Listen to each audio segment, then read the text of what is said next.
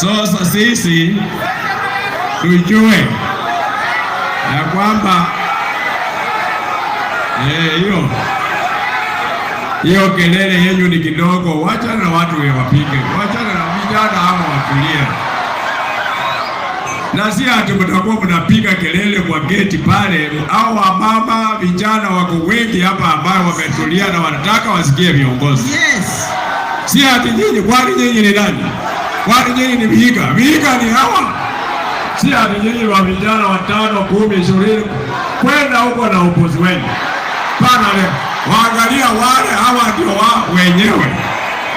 Sisi hatutapembeleza nyinyi vijana kama mnakuwa na tabia mbaya na kanisa imewaangalia.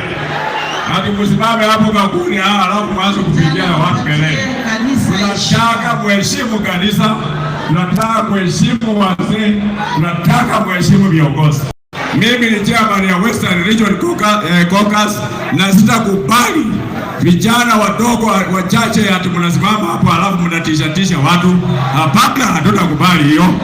Tunataka muwe na mwelekeo na njia. Sisi tunatafuta uongozi ya nchi hii.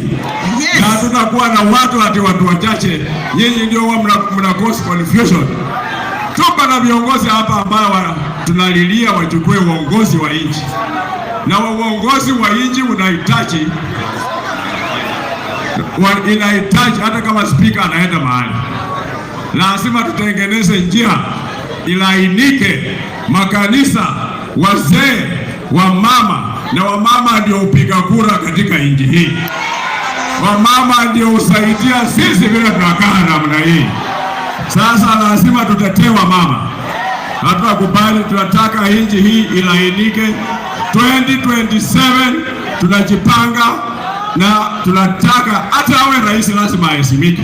Sio kusema ati wakitaja jina ya rais ati vijana mnafanya ngee. Hapana, huwezi kuwa namna hiyo.